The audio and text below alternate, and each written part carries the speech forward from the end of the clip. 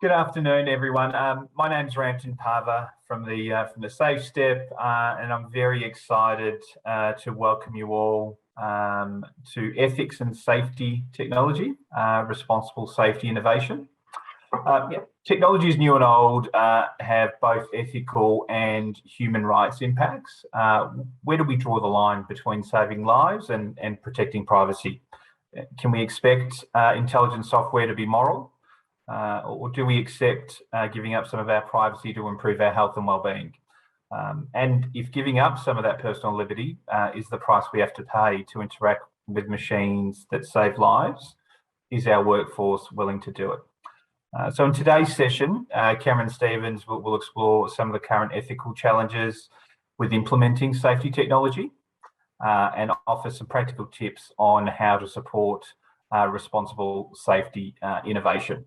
Now, Cameron is a health and safety professional dedicated to step-changing health and safety performance with emerging technologies, and he's now considered Australia's leading safety technologist. He juggles his time between employee, founder, startup advisor, and volunteer roles, all with the relentless pursuit to improve the health and safety of work with technology and innovation. And with that, I'll hand over to you, Cameron. Thanks, Ram. And thank you everyone for joining. I'm currently live streaming from Mandu, otherwise I guess that's the Indigenous name of where I'm standing. Guildford is the name otherwise, on the banks of the Derbarl-Yirraga and the Swan River. And this is the home of the Whadjuk Noongar clan. And I'd like to pay my respects to their elders past, present and emerging. And to thank you all for inviting me to talk to you about a really chunky topic, ethics, and as it relates to safety technology. And I'd like to banner that up as the subject of what I call responsible innovation. And it's actually quite, I feel a little bit fraudulent, I guess, to be a single person talking about this topic, because ethics by nature and the implementation of technology in workplaces is it can be very biased, and by just having one person's viewpoint adds to that that conundrum. So I hope that this is at least just a starting point for you to commence the conversation, and hopefully we can see some form of interactive panel discussion and collaborative network of people talking about this topic, because there are many diverse viewpoints, both cultural diversity and neurodiversity, that are needed to make sense of some of the challenges that are emerging when it comes to tech and safety. So quick overview of the agenda. I'm going to rapid fire over some of the safety technologies that are leading to some of these questions around ethics. I'll do a little bit of a deeper dive into artificial intelligence, because most of the challenges are around AI. And we'll then look at some of the risks and a category framework for risks around ethics for tech innovation, define what responsible innovation is, and we'll try and make it as practical as possible for you so that you have something to take away at the end. Just as a quick shout out to this whole program. So there's the Safe Step have collaborated with the Safety Innovation Academy to put together 4 key webinars. There's been one, or this is the third one of the series. So we had, the first one was about making the business case for digital safety investment back in March. That's available as a recording. The second one was around demonstrating due diligence with wearable computing, and that again is available as a recording. This one today, which will be available as a recording at the end of this, and then we'll be looking forward to 2022 at the end of November about your digital strategy. So thanks so much to the Safe Step for that collaboration, and you can check out those recordings on their website. Why do I have any credibility to talk about ethics and safety technology? Well, very briefly, and for those of you that have seen the previous webinars will know this background. I'm a certified chartered safety professional. have a background in, first of all, physiotherapy, and then I did my master's in ergonomics. Currently studying my digital transformation postgraduate degree, and I have extensive experience working as a safety professional and now full-time deploying technology solutions for enterprise. So let's get into the chunky stuff. So safety technology, to me, is not the implementation of a software system that enables you to capture statistics of safety interactions and incidents. So safety management system software is not, to me, safety technology. Safety tech is far broader than that. Certainly, EHS management system software falls into the category of technology-enabled safety solutions, but for me, it's there's a variety of different other technologies that are used in the workplace that raise ethics considerations. So I'll just run through a few of them and some examples of how they're being used. So in relation to virtual and augmented reality, there's some key ethics challenges coming out around the use of eye tracking and the application of eye tracking to competency management. There are solutions on the market where you can use eye tracking technology to determine whether or not or how someone is performing inside a virtual reality simulation, and then make a judgment or assessment on their level of competency and therefore their readiness to potentially be employed or able to do a particular work task. There's also gesture control inside those types of technologies, which although the data is suggested to be de-identified, there's evidence to suggest that gesture control and eye tracking can be used to de-identify someone using that technology, and what therefore are the ethics questions that come up from that. A big one for a lot of people at the moment is proximity detection for COVID-19 risk management. So social distancing technologies or proximity detection technologies to determine where people are at any one point in time. Geolocation around lone worker, so embedding sensors into vehicles, on mobile phones, and locating where workers are. So those technologies have certainly some ethics considerations around monitoring. That gets extended to the video remote monitoring techniques. So CCTV cameras monitoring work sites, wearable cameras like the RealWear head-mounted tablet behind me, which has a camera that gets a live feed into a workplace, and what are the challenges that are presented around trust, that Big Brother approach to having a video in the workplace. Biometric sensors, things like fatigue monitoring sensors, again, some of the eye tracking and computer vision solutions for that, or physical sensors that go onto the body. There are even chemical stress indicators, saliva testing, urine analysis that can be confirming certain indicators or biometric markers. Voice risk assessment, I talk about a lot of the risk talk guys. They will be recording snippets of voice data, and where does that data go? What is that data used for? What is the transparency of where that information goes, and therefore how psychologically safe are people in the environment to want to talk openly into their phone about risk at the work site.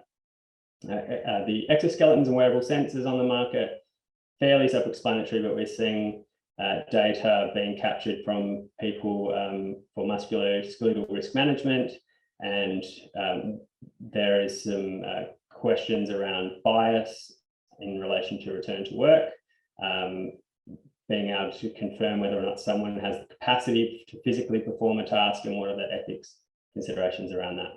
I don't know why there's a fly in the house. Then we have the robotics and autonomous systems there's some considerations around robots and autonomous systems replacing manual work, and things like the checkout systems in shopping centres that have replaced checkout operators, and then we have autonomous rail, where train drivers have been replaced, and then we have mobile robotics and a whole field of technology as a subset. Then we enter the realm of artificial intelligence, which spans a huge variety of different technologies that I'll go into in a little bit. So being able to ask questions of your management system through the use of a chatbot, looking at video and image analytics, to put algorithmic overlays to potentially look at training and competency. You might walk up to a particular work site and your face gets scanned. That will be linked with your competency database to confirm whether you do have the right training to enter that, or the right licenses and certificates to enter that work zone. And then again, what are the challenges around where does that data go? How trustworthy is that data? How trustworthy is the facial recognition algorithm? So that's safety tech in a nutshell. Let's deeper dive into artificial intelligence. And I'll quickly try to define. So there's no accepted definition globally of what artificial intelligence is. So really, it's a group of technologies, a constellation of technologies that are effectively trying to make sense of human comprehension and act with levels of human-like intelligence. And there's two different types of broad categories of artificial intelligence. One of those is strong AI. So strong AI is effectively what you think about in the movies. There's an airplane going overhead and there's flies in the room. Not ideal conditions, but we'll get through it. So strong AI is like what you see in the movies, where there aren't really any tangible examples in the real world, particularly not for safety use cases of strong AI. But the idea is that an artificial intelligence system will have conscious self-awareness and will be able to solve problems and learn and plan for the future like a human, and potentially even better than a human could. So that's where a lot of the research and a lot of the artificial intelligence experts are currently working on to get to.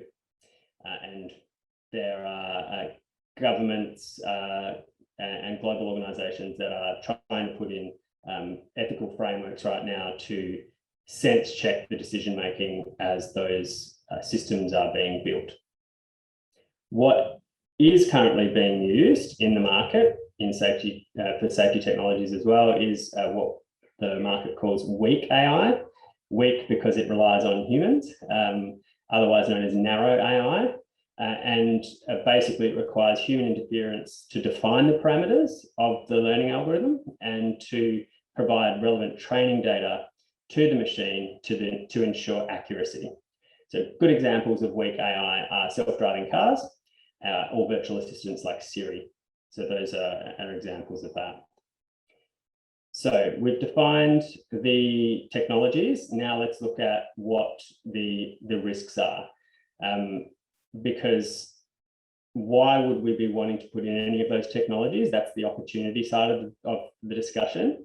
The reason for that is fundamentally we want to improve the safety of work. We want to prevent fatalities, prevent injuries, improve the work experience, improve the design of work. That is the reason why these technologies should be being deployed. So that's the opportunity.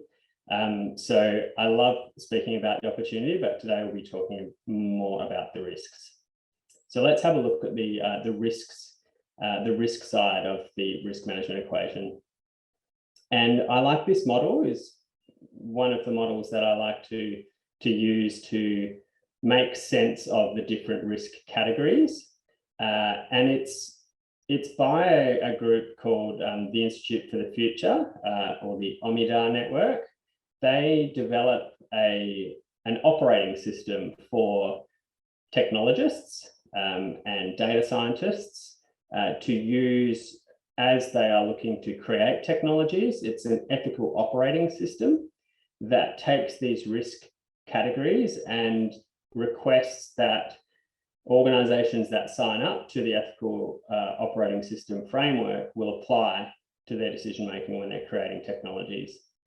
And the idea is that when technologies are being looked at to be deployed into enterprise, that the creators of technologies are asking these questions in these risk categories. And I think that it's a nice framework for safety professionals to start looking at for each of the different solutions you might be considering. So the risk zones start with, there's no particular order to them, but I'll give examples in each category. So risk zone number 1 is about truth, disinformation and propaganda. And that could potentially look like perhaps manipulating data that you've received from the worker or from the workplace to spread disinformation. So it could be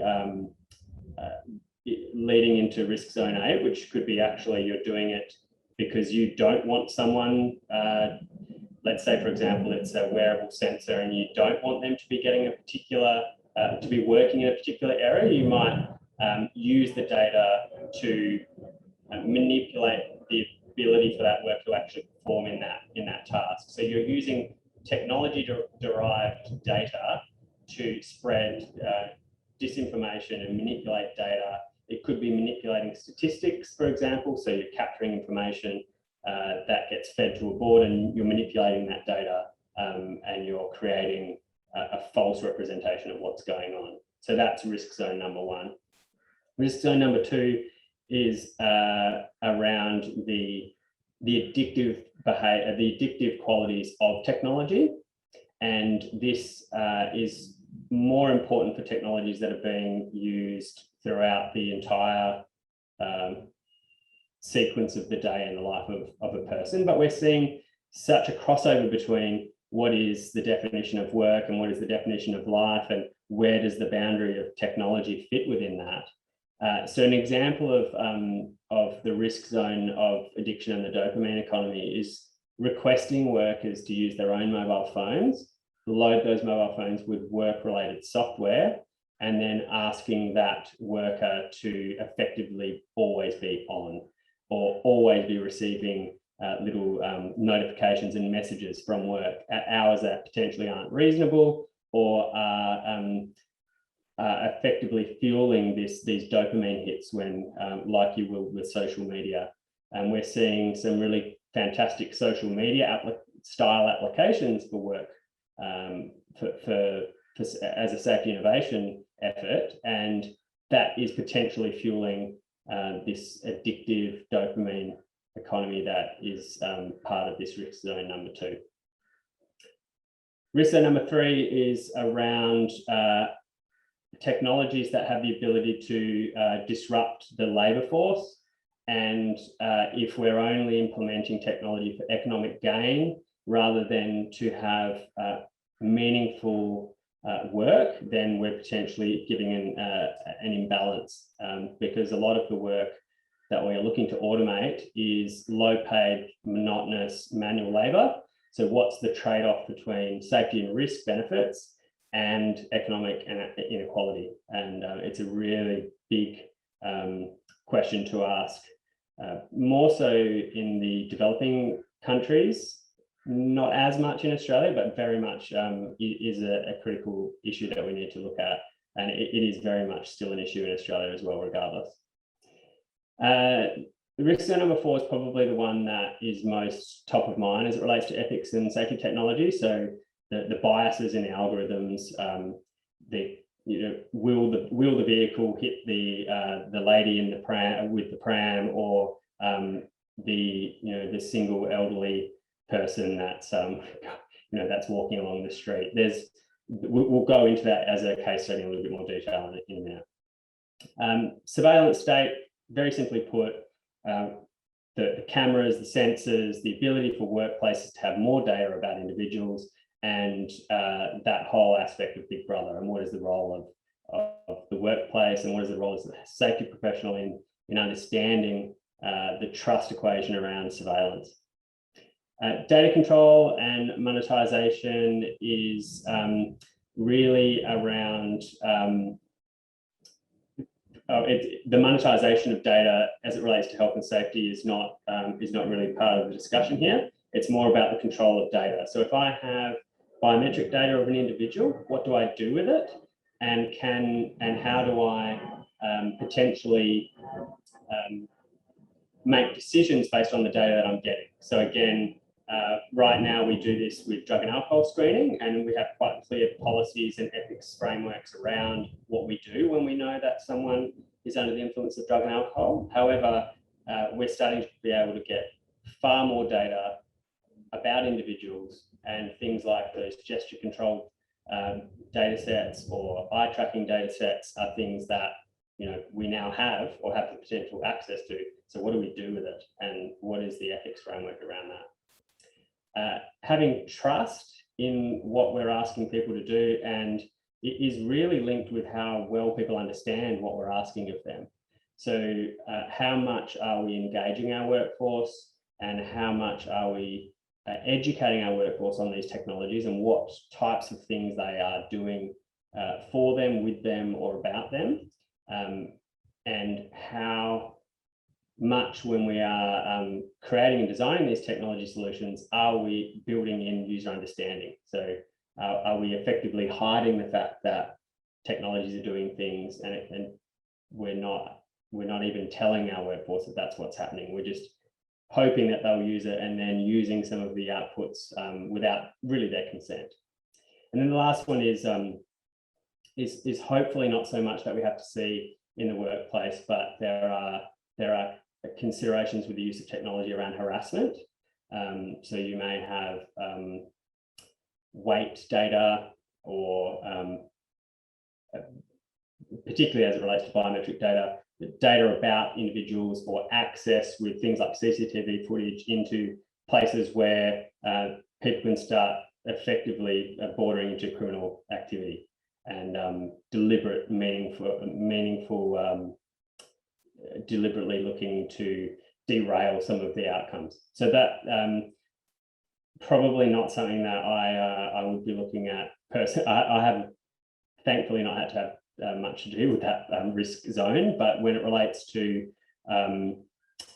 cybersecurity activities, hacking, with some of the same with risk zone number one. If you look outside of workplace, things like doing deep fake, pretending to be someone else, basically. So being able to pretend that you are the digital identity of someone else, and then acting in an unlawful way. So that's where those two risk zones interact. That was a bit of a butchering of those 8 risk zones, and you can tell it's a complex field, and something that safety professionals probably haven't got in their current existing risk management framework, and something worth considering. So let's go to something that we've heard of a lot before, and that's the autonomous vehicle debate. So the key questions here: if you were to go out and buy a Tesla, would you actually buy one that was programmed to sacrifice you versus other situations? Is it going to be you, or would there be, so if it's a decision that the computer in the vehicle has to make between sacrificing you as an individual in the vehicle versus hitting a large crowd, would you purchase a vehicle that was pre-programmed that way? If you were designing a vehicle, would you design the algorithm to select a particular category of how can you rationally and ethically and morally determine which is the right question or decision that is going to be made by this particular autonomous system? So that question gets asked a lot, and there is a little bit of research around this. There's a really interesting article, and I'll provide a link at the end of the session to anyone that's interested in seeing it. Otherwise, you can access it.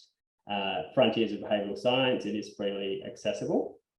And this basically, the researchers used virtual reality to expose subjects to ethically difficult traffic situations. And they wanted to study what would happen if subjects would be willing to sacrifice themselves to save others. And the answer was quite interesting. So the models that were based for the scenarios were based on decisions that are currently made by observing existing traffic behaviour. And what they found was that people were would make different decisions and rational decisions based on what was happening at the time. So they did take into consideration the potential age. They were prepared to steer onto the sidework to minimise the number of potential traffic victims and potentially sacrifice themselves. And this is kind of contrary to the norms that we would normally hold in society about the idea that age discrimination shouldn't occur and that the lives of innocent people should be protected. So in short, what this paper had provided evidence to was the fact that humans are inclined to drive their cars politely and correctly, and it was quite an interesting view on the ethical and moral problems that come out of these decisions when it comes to automation versus if you are in control of the vehicle yourself. So what is responsible innovation then? So how can we manage some of those risk factors that come out with the implementation of tech? What is ethics? And what currently is happening in industry right now around trying to solve these problems? And what can you do as a safety professional or a person, a safety leader, to try and get ahead of the game when it comes to these types of very complex scenarios? So I believe that responsible innovation is really, I think we'll go into a zoom of this. So this is really about aligning your technology strategy with the core values of, first of all, as it relates to an organization, the core values of an organization. So they shouldn't be disconnected. And it's really an approach to drive business value and innovation by being true to the core values of the organization. And as an individual, you then need to apply your own ethics framework to how you think about what the organization is doing.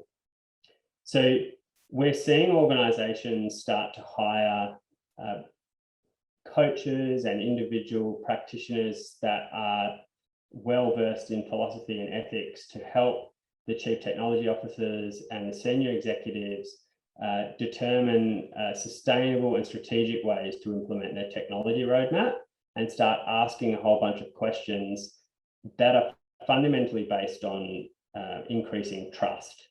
And that's no different to what we try to do as safety professionals right now to build trust, to get our senior leaders and our workers in organizations to be more open and transparent and more human-centered around trying to improve health and safety outcomes. And this is just an extension of that specifically to technology as technology becomes more pervasive and potentially far more crossing over into our daily lives.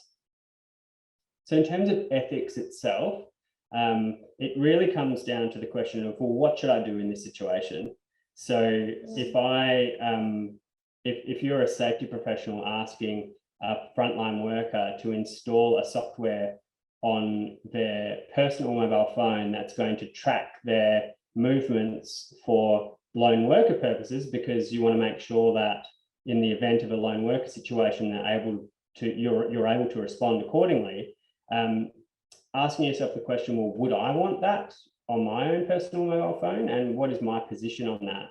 You have to start asking those questions of yourself and then determine what social constructs and what methods are appropriate to be asking your workforce and how are you going to build trust around that if you do believe that it's going to save their life. A good way to start to unpack ethics, because this, and I still get a little bit confused when I start getting deeper into the reading on this, is the difference between ethics, the difference between morals, morality, and the law, and social acceptance. There's it can get really quite complicated quite quickly, and there's different philosophical streams that you can follow to rationalize that for yourself. The AIHS has a pretty reasonable introduction course, which resonates quite strongly with safety professionals about typical safety, ethical questions and challenges. So it's the essence of ethics, and it's not a bad place to start if you're wanting to just unpack at the surface what some of the differences are between ethics, morals, and law, and to start asking yourself questions. And we're seeing that governments and government departments, and I'll focus on the Australian government sector here. Sorry, Scott, I'm sure the US has an appropriate equivalent, about forecasting what's coming next. And I think that's really important for safety professionals to go, well, what the challenges were of yesterday when trying to solve today, and what the challenges are of tomorrow. We really need to start thinking about seeding the foundational structures of getting them sorted now. So governments are forecasting that the CSIRO and Department of Industry, there are ethics principles.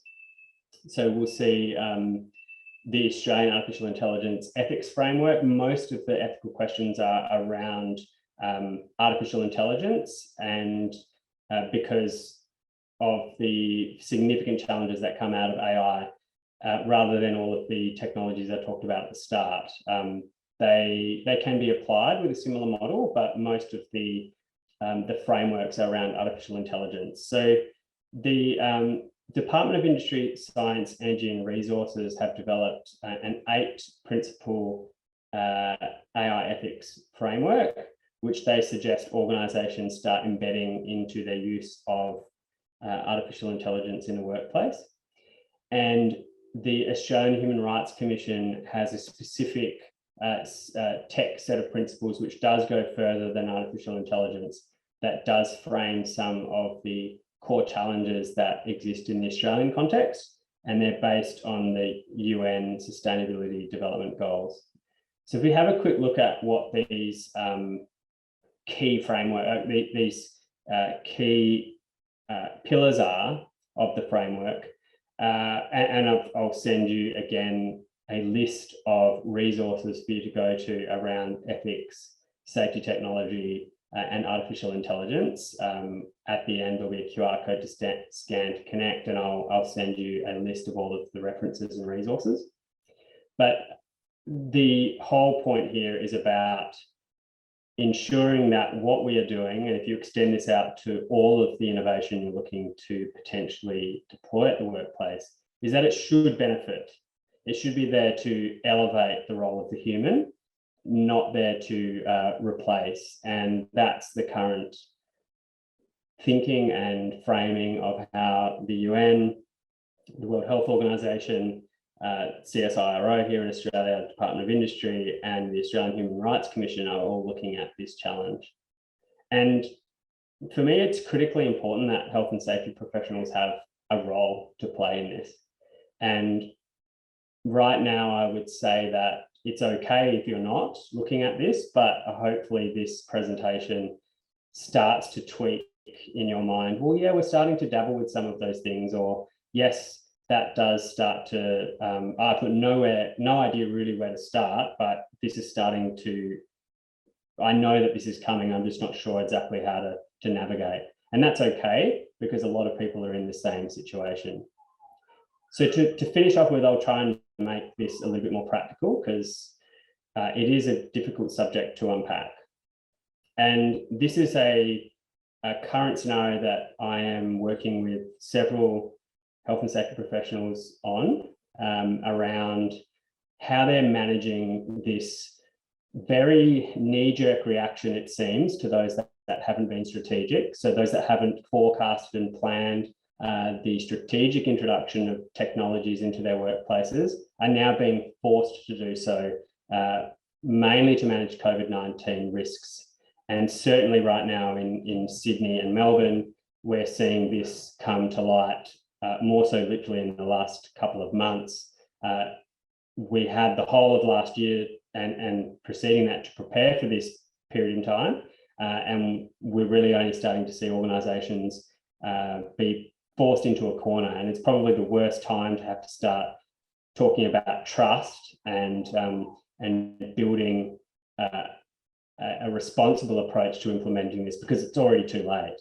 And we're seeing, or I'm certainly seeing, organisations, workers within organisations basically saying, no, it's not okay, you don't have my consent. And then the potential opportunity to help save lives and mitigate some of these health and safety risks is unable to be achieved because of the approach that's been taken.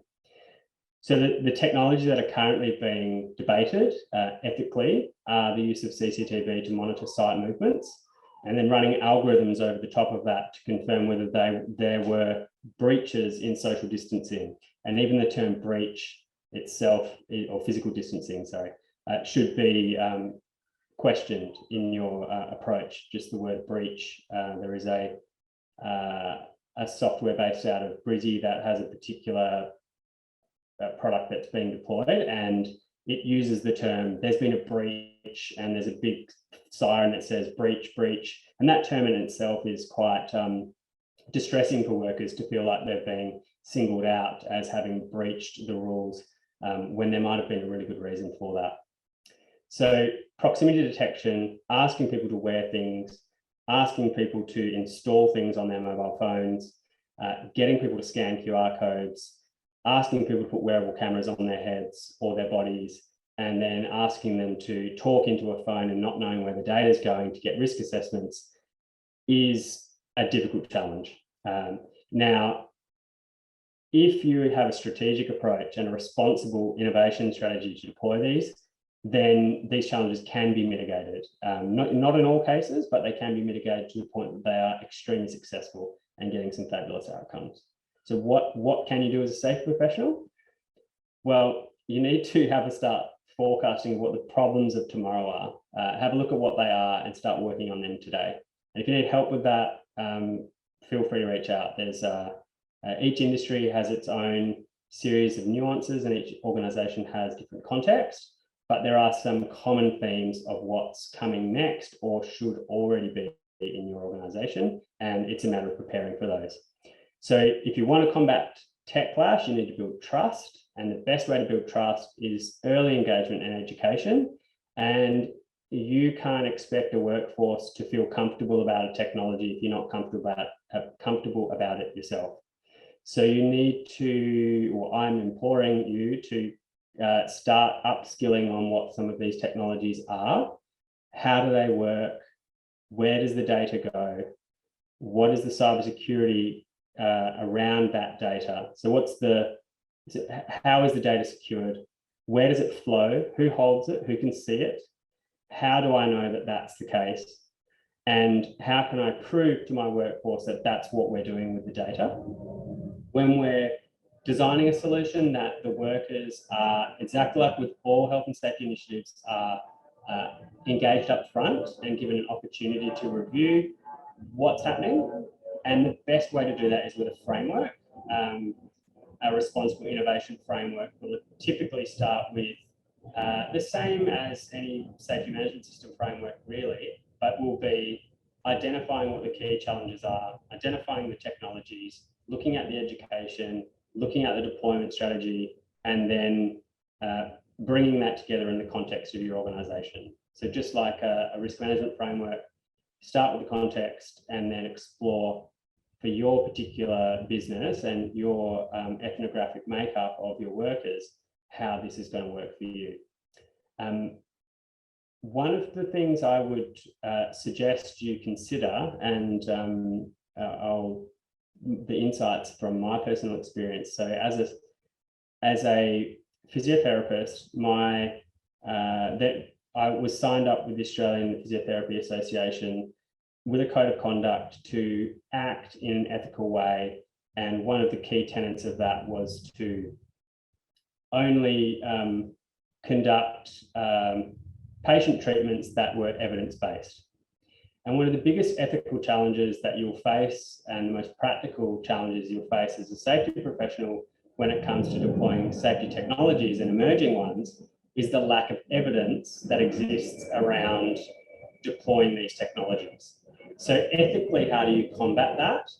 Well, my personal story is effectively signing up to the equivalent of Hippocratic Oath for safety professionals.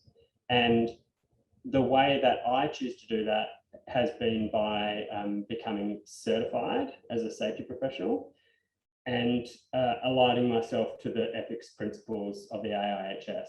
And I know there's not everybody geographically would be aligned with the AIHS or philosophically aligned with what the organisation does, but as a safety professional, it is one of the only places where you can demonstrate your ethics-based approach to safety and risk management by the design of the certification process. So I'm not plugging for the AIHS or the certification process itself. I am advocating for health and safety professionals aligning themselves with a code of conduct and a code of ethics, even if it's just one that you have posted on your wall that you create yourself. I will act in this particular manner. I will do my best to ensure that if a technology doesn't have evidence, I am going to do a micro experiment to confirm any assumptions that are made about the technology. I'm going to co-design the solution to ensure the workers have a say. I'm going to keep privacy as a number one, or as a core value in relation to how I deploy these solutions. When faced with an ethical dilemma about what I do with personal data, I will act in this particular way. So those they are great places to start. And if I distill them right down to the fundamental bare basics of where to start, they are: educate yourself on the core theories around ethics, educate yourself around the core safety technologies, and a little bit about the tech stack behind that. So mostly around what data is captured and where does the data go and who has access to it. And then lastly will be consider a personal Hippocratic oath, so to speak, as it relates to how you perform professionally, either as it relates to technology or just generally as a safety professional. So that is what I wanted to cover today. And what I would like to offer is for you to pull out your phone, if you have it handy, if you're not watching on your phone, or screenshot this and do it later. Take a snapshot of the QR code, which will take you to my LinkedIn page. If you are interested in me sending you a summary sheet with a whole bunch of links to everything I've talked about today and more, please send me a DM. If you're not a connection of mine, you'll need to go to the little hamburger button, come down, become a connection, and you can DM me that way. If you've got my email, otherwise you can email me at the concierge@safetyinnovation.com.au. So back to you, Ram, and hopefully we've got some questions that have popped up. Hope I haven't confused the absolute out of everyone. No, so some really interesting topics there. Now, does the audience have any questions at all for Cam? We can just enter those into the Q&A section. That'd be great. Cameron, I might start it off. I mean, where are you seeing which sectors? Perhaps you might not be able to disclose clients, but who is doing this better than others at the moment? Are you seeing that, or is it too early? Well, I'd say the organisations that have already had a distributed workforce are doing it better because they've been doing it far before COVID. So it was something that they did strategically or had to address strategically. So the utility sector are probably ahead of the pack. The mining sector as well. Probably the residential. There's certain geographical locations around Australia that are probably doing it better than others. The areas that are not doing so well are definitely construction. And I think that has construction technology has been picked up by the engineering resources within construction quite nicely with business information modelling and 3D assets and those types of efficiency type technologies. But as it relates to safety technology, the makeup of the workforce, highly unionized workforce, typically, not always, and the just the maturity of the sector is such that, and this is not exclusive, and there's some fabulous, I guess, shining lights in that space as well. But yeah, I'd say construction is and maybe the port and rail, so ports and rails. So not so much shipping as in on the seas, but interface with port and the freight rail networks as an example, probably not as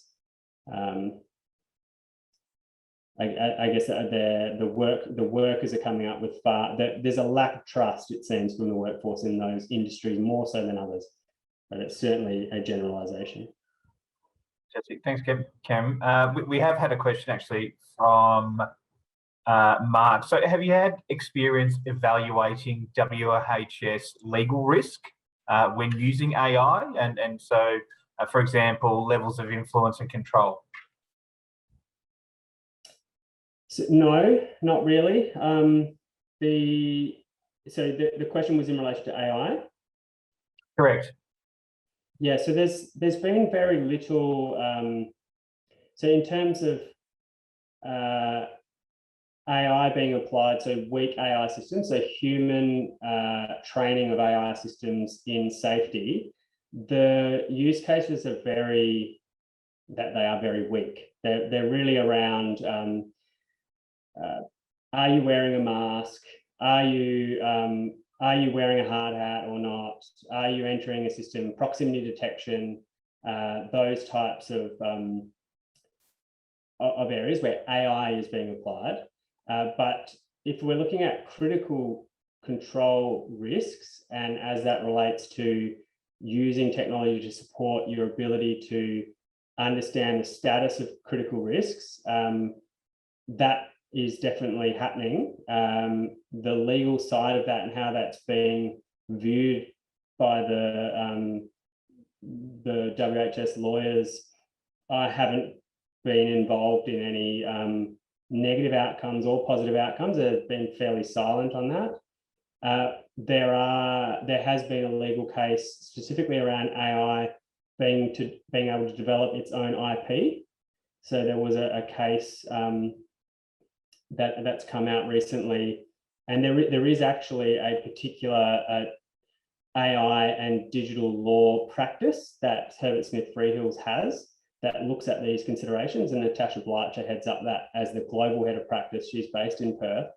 I don't think I've answered the question specifically, but I don't think I understood it. So if Mark wants to give me a holler, I can unpack that a bit better in outside this call. Thanks, Cam. We've had another interesting question, actually. Can you please share an example or case where safety technology or safety technology data has been misused, and what were the repercussions? So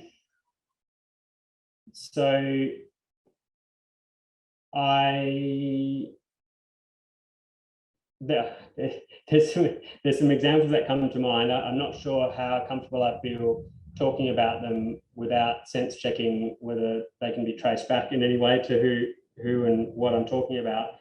There are definitely cases that I've been involved with around using data to compare sites with each other that effectively are so biased that it's fundamentally unfair, that they're being used to, and I would say unethical in the fact that they're being used, and there's a misrepresentation of that data to suggest that one site is performing in a particular way negatively in comparison to another, when the fundamental data collection methodologies and how that data was collected and presented is misrepresentative and is actually damaging to the credibility of those sites. And I think it's done politically, and I have seen strong evidence of that. And without getting too detailed, I would say I've been complicit in that in the past personally. Probably not to that level, but certainly I have I have created graphs which have compared sites with each other and performance between regions, and the underlying reasons for that was probably to give them a bit of a nudge, and that probably would fall under the category of misrepresentation and that phase 1 risk in ethics.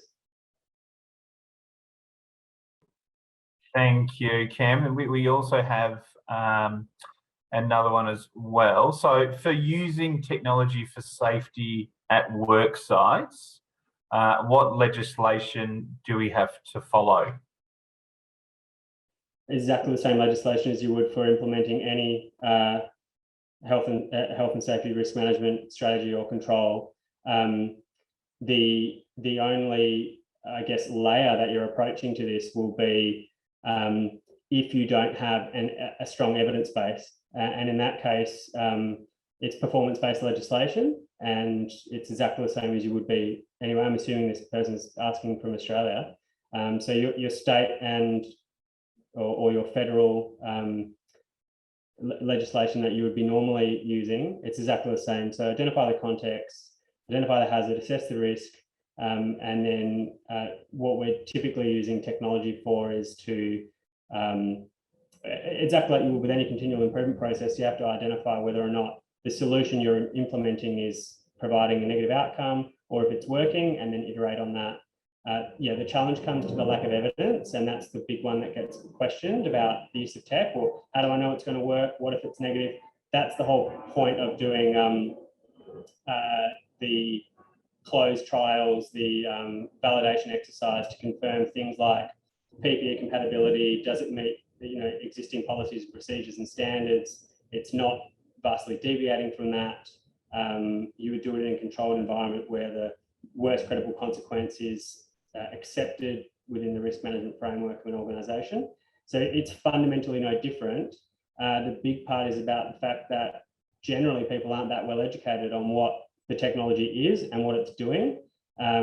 So there is a large reliance on some of those human controls and soft controls around training and education. So other than that, no, the legal framework in my view, I can't ever see a specific call out of anything around that, apart from potentially when it comes to artificial intelligence. And that will be based on, there is legislation that's been passed in the EU, and there is data privacy legislation that exists. There's GDPR compliance legislation that European Union, a lot of even Australia sign up to the GDPR rules. So there are privacy related stuff, but nothing overly different to what you're currently doing. You're just augmenting your strategy with tech, if it's right to do so. And documenting your decision, why you chose not to use it or why you chose to use it. And it doesn't need to be documented in terms of physically written down, but at least the rationale being able to be described. That's my view on that. Happy to be challenged if someone thinks any different though. Fantastic. Thank you, Cam. Yeah. So I think that's the end of the questions, Cam. So on behalf of the Safe Step and everyone else that's attended today, Cam, thank you again for another fantastic webinar and thought-provoking discussion. Just as a reminder to everyone, the webinar has been recorded, as Cam mentioned initially. It will be uploaded onto the Safe Step website next week, and where you can also find recordings of Cam's previous webinars as well. We look forward to joining you all again in November for the final part in this series. Cam, thanks again, and have a great afternoon, everyone. Thanks, everybody.